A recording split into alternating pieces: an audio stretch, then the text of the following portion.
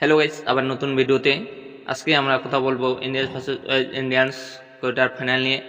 এটা high voltage match হতে চলছে। এই ম্যাচটা হতে যাচ্ছে অনেক স্টার্টিং, কারণ দুই টিমই দারুণ ফর্মে আছে।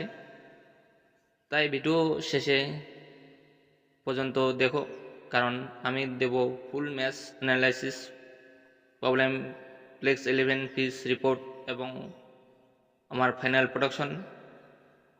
ইন্ডিয়ার টিম এখনো পর্যন্ত টুর্নামেন্ট খুব স্ট্রং পারফরমেন্স দিয়েছে। ব্যাটিং লাইন আপ অনেক সলিড, টপ অর্ডার থেকে মিডল অর্ডার পর্যন্ত কনস্ট্যান্ট রান আসছে।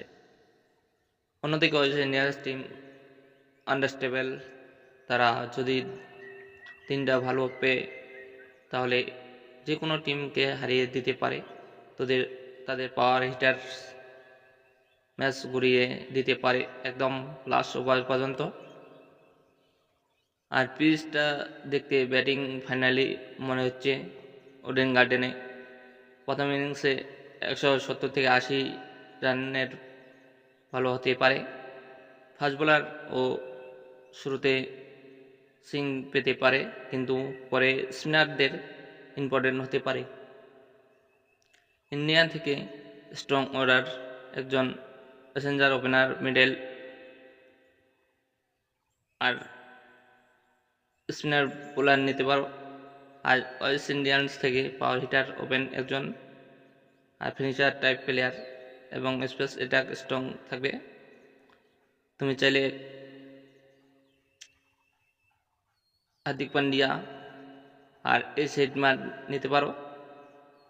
ইন্ডিয়া থেকে top order batsman Suryakumar, West Indians থেকে এড হিটমার।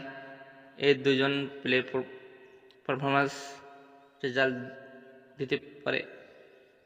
এখন যদি ওভারঅল ব্যালেন্স দেখি, ইন্ডিয়ার টিম একটু বেশি স্টেবল মনে হচ্ছে, কিন্তু ওয়েস্ট ইন্ডিয়ান যদি অ্যাগ্রেসিভ স্টার্ট পেয়ে তাহলে আনসেট হতে পারে। আমার প্রোডাকশন ম্যাচ খুব চয়েস হবে, বাট স্লাইড অ্যাড্রেস থাকছে ইন্ডিয়ার দিকে। তোমাদের প্রোডাকশন কি কমেন্টে জানাও।